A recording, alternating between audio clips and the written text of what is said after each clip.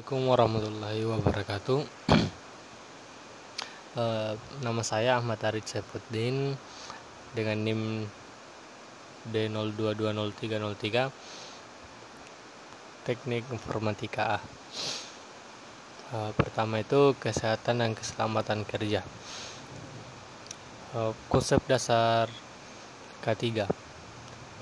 Keselamatan kerja adalah kondisi di mana para karyawan terlindungi dari cedera yang disebabkan oleh berbagai kecelakaan yang berhubung dengan pekerjaan. Kesehatan kerja adalah sebuah kondisi di mana karyawan terbebas dari sebagai penyakit yang disebabkan oleh pekerjaan. Dasar hukum K3.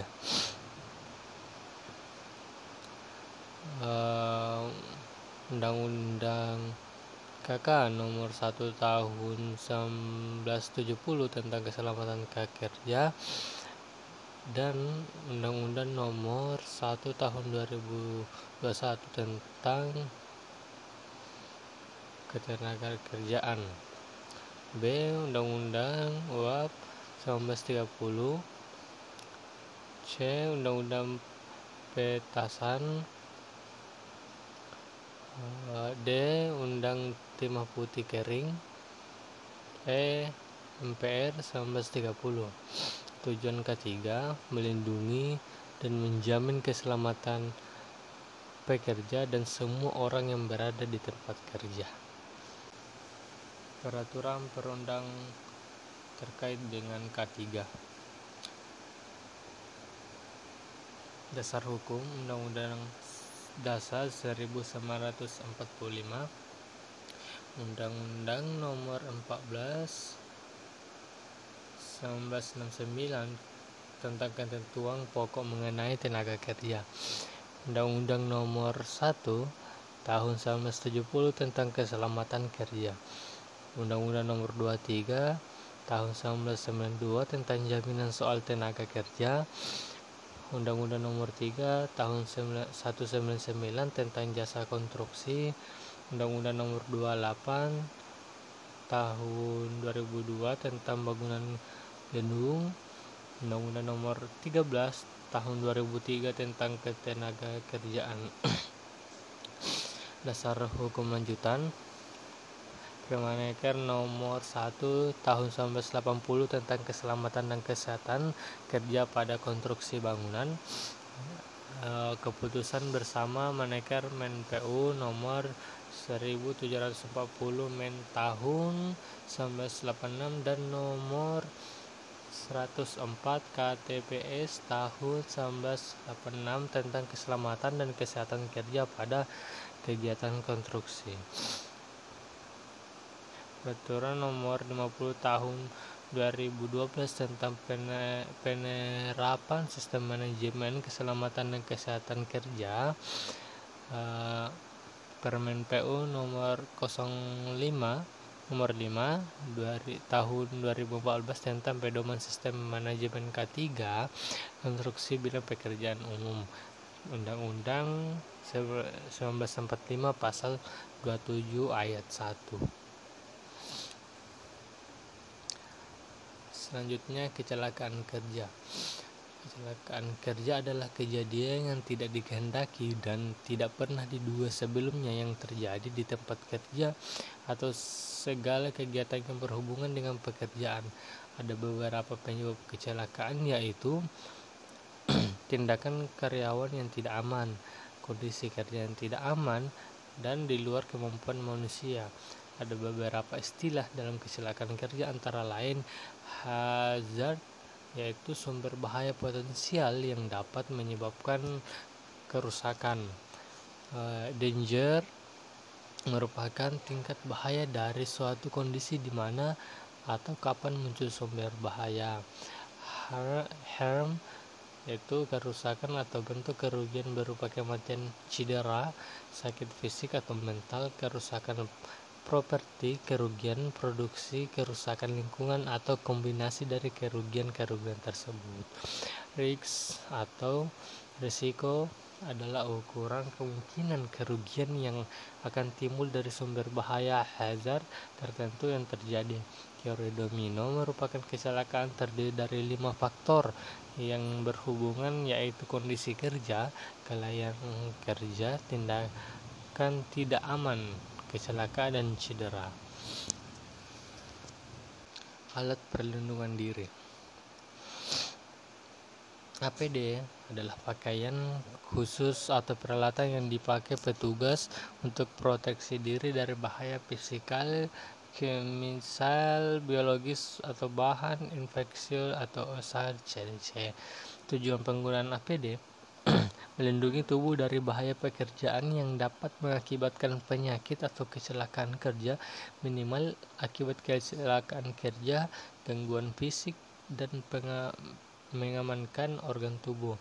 Syarat APD sesuai dengan jenis bahaya yang dihadapi, terbuat dari material yang tahan dari bahaya tersebut, memiliki konstruksi yang kuat, tidak meningkatkan risiko bagi pemakainya, tidak mengandung APD lainnya yang dipakai bersamaan, dan dasar hukum penggunaan APD. Undang-Undang Nomor 13 2003 tentang Ketenagakerjaan, Peraturan Perundangan Nomor 50 Tahun 2015 tentang SMK 3, Peraturan Materi Tenaga Kerjaan Nomor 8 Men 2020 tentang APD, Standar Asensi ISEA 289 sampai 1029. Alat pelindung diri APD. Jenis APD yaitu pengaman mata, pengaman wajah, pengaman terjatuh, pengaman tangan, pengaman telinga, pengaman pernapasan, pengaman kaki, pengaman kepala. Manajemen APD mengidentifikasi kebutuhan dari syarat APD, pemilihan APD sesuai kebutuhan kenyamanan pekerja, pelatihan, penggunaan, perawatan dan penyimpanan, penatalaksanaan, pembuangan atau pemusnahan, pembinaan, inspeksi, dan evaluasi dan pelaporan. Bahan beracun dan berbahaya B3. Menurut BAPDAI tahun 1995, B3 adalah setiap bahan sisa limbah sesuai proses kegiatan produksi baik pada skala rumah tangga, industri, pertambangan, dan sebagainya yang mengandung B3 baik secara langsung maupun tidak langsung dapat merusak, mencemarkan lingkungan atau membahayakan kesehatan manusia. Dasar hukumnya Undang-Undang Nomor 1 Tahun 1970 tentang Keselamatan Kerja, Undang-Undang Nomor 23 Tahun 1992 tentang Kesehatan, Undang-Undang Nomor 23 Tahun 1997 tentang Pengolahan Lingkungan Hidup, tentang pengelolaan B3, sama tentang pengamanan bahan.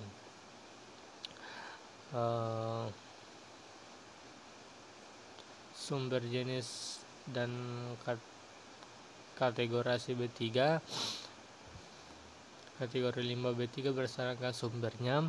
Limbah B3 dari sumber spesifik, dari sumber tidak spesifik, dan dari bahan kimia kadaluarsa.